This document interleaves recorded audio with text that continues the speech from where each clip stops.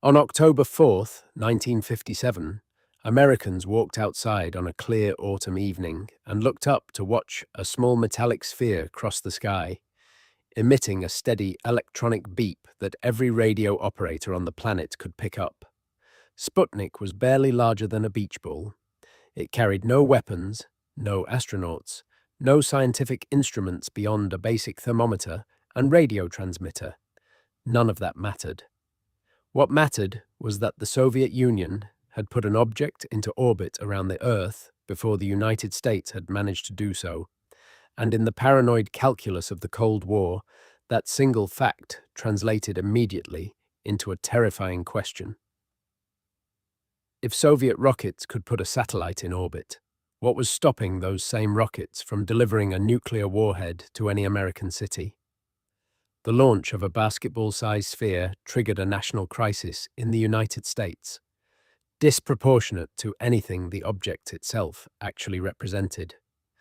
It also triggered one of the most extraordinary competitive endeavors in human history, a race between two superpowers to prove which political and economic system could conquer space first. Neither side fully won. Both sides changed human history forever. The National Aeronautics and Space Administration did not exist when Sputnik launched. It was created in direct response to that humiliation, established by Congress in 1958, specifically to consolidate America's scattered and uncoordinated rocket research programs into a single agency capable of competing with what was increasingly understood as a genuine Soviet technological threat. NASA inherited a strange and uneven set of advantages and disadvantages. American rocket technology had actually fallen behind Soviet capability in raw lifting power, partly because American nuclear warheads were smaller and lighter than Soviet designs, meaning American rocket scientists had never been forced to develop boosters as powerful as their Soviet counterparts. What America possessed instead was a deep bench of engineering talent, vast industrial capacity, and, critically, an open, transparent operating culture that stood in stark contrast to the secrecy that defined everything the Soviets did. NASA's failures were broadcast on live television for the entire world to watch. Its successes were celebrated with the same openness. This transparency was, in its own way, a deliberate political statement, proof that American democracy could survive public failure and still ultimately succeed, a claim the Soviet system was never willing to test. The Soviet space program operated under an entirely different logic, shaped by the secretive, compartmentalized culture of the Soviet state itself. There was no single publicly known agency equivalent to NASA. Soviet space efforts were run through a combination of military design bureaus and individual chief designers, whose identities were treated as state secrets for years, protected from Western intelligence and even from much of the Soviet public itself. Sergei Korolev, the chief architect of Soviet rocket technology, and the man most responsible for both Sputnik and Yuri Gagarin's historic first human spaceflight, was referred to publicly only as the anonymous chief designer for most of his career, his name not revealed to the Soviet public until after his death in 1966. This secrecy gave the Soviet program enormous advantages in controlling its public narrative. Failures could be hidden entirely, while successes were announced only after they had already happened, eliminating the risk of public humiliation that NASA accepted as the cost of its democratic transparency. It also created genuine strategic confusion for American intelligence, which often had limited visibility into Soviet capabilities and intentions until a launch had already occurred. The world both programs were competing in was one where rocket technology occupied a uniquely terrifying dual purpose.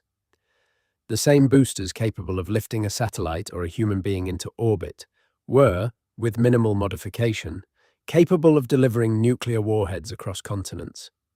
This meant the space race was never merely a matter of scientific prestige, however much both governments emphasized the inspirational and scientific dimensions of their programs in public messaging. Every milestone in the space race carried an implicit military subtext that both superpowers understood perfectly, even when they didn't say it explicitly. The competition also unfolded against the backdrop of a global ideological struggle for the allegiance of developing nations who had not yet firmly aligned with either superpower. And both Washington and Moscow understood that demonstrations of technological supremacy in space carried enormous symbolic weight in that broader competition for global influence.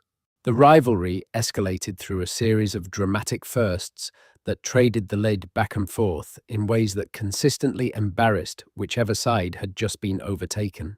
Following Sputnik's shock in 1957, the Soviets achieved another historic first in April 1961, when Yuri Gagarin became the first human being to orbit the Earth, an achievement that triggered fresh anxiety in Washington about whether America was being decisively outpaced in the technological competition that increasingly defined the Cold War's center of gravity. President Kennedy, newly inaugurated and facing a string of early embarrassments, including the Bay of Pigs disaster, responded with one of the most consequential strategic decisions of the entire Cold War, committing the United States, in a speech to Congress weeks after Gagarin's flight, to landing an American on the moon before the decade was out. It was an extraordinary gamble, made before NASA had even successfully put an American into orbit, betting an enormous portion of national prestige and resources on a goal so far beyond current capability that many of NASA's own engineers privately doubted it was achievable on Kennedy's timeline. The Soviet program continued accumulating its own remarkable firsts throughout the early 1960s. The first spacewalk, the first multi-person crew, the first woman in space, each achievement reinforcing the Soviet narrative that their system was simply better suited to conquering this new frontier. But behind this string of headline achievements, the Soviet program was grappling with internal problems that would prove decisive. Sergei Korolev, the program's singular driving genius, faced persistent internal political rivalries with competing Soviet rocket designers, chronic underfunding compared to the scale of NASA's eventual budget, and the kind of bureaucratic dysfunction that the secretive, compartmentalized Soviet system seemed almost designed to produce. When Korolev died unexpectedly in January 1966, following complications from a routine surgery, the Soviet lunar program lost the singular organizing force that had held its competing factions and chronic resource shortages together through sheer force of personal will and political skill.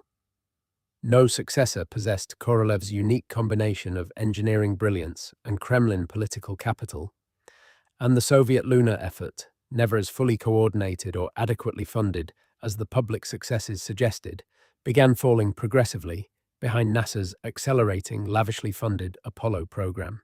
The decisive moment of the entire rivalry arrived on July 20th, 1969, when Apollo 11 landed on the lunar surface and Neil Armstrong became the first human being to walk on a body beyond Earth.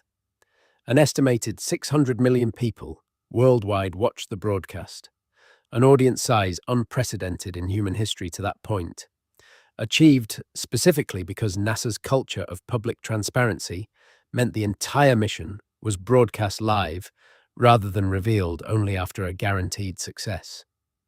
The Soviet Union's official response to the moon landing was muted and carefully managed by state media, a stark contrast to the triumphant coverage that had accompanied Gagarin's flight 8 years earlier.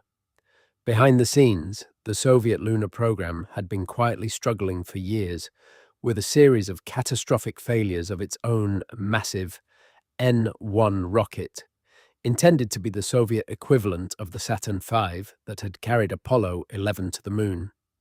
The N-1 never achieved a successful launch in 4 attempts, several ending in spectacular explosions, and the program was eventually cancelled entirely. Its failures kept largely hidden from the Soviet public and from the world for decades afterward. The aftermath of the moon landing reshaped the entire trajectory of both space programs and the broader Cold War competition they represented.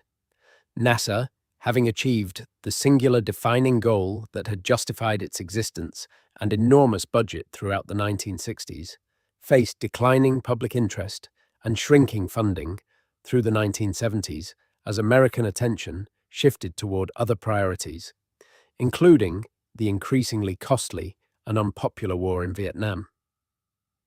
The Soviet program, having lost the race to the moon decisively and publicly, despite years of obscuring its difficulties, pivoted toward long-duration space station technology, ultimately achieving genuine and lasting success with programs that gave the Soviet Union, and later Russia, decades of continuous experience in orbital habitation that would eventually prove valuable in unexpected ways, including extensive collaboration with the very nation it had once raced against, once the Cold War itself had ended. What the NASA Soviet space program rivalry ultimately reveals is something genuinely complicated about the relationship between political systems and human achievement. The Soviet system's secrecy allowed it to claim victory after victory without the risk of public failure, but that same secrecy ultimately concealed the institutional dysfunction and chronic underfunding that doomed its lunar ambitions before the world even understood. The race had effectively been lost. NASA's transparency exposed every failure to public scrutiny and risked national humiliation with every launch. But that same transparency also forced a level of accountability and sustained public investment that ultimately proved decisive in the competition that mattered most. Both systems produced genuine human achievement of staggering historical significance. Only one of them landed a human being on another world. Two systems built almost entirely around proving which kind of society could conquer the heavens. In the end, the answer came down not to which system feared failure less, but to which system could survive being watched while it happened.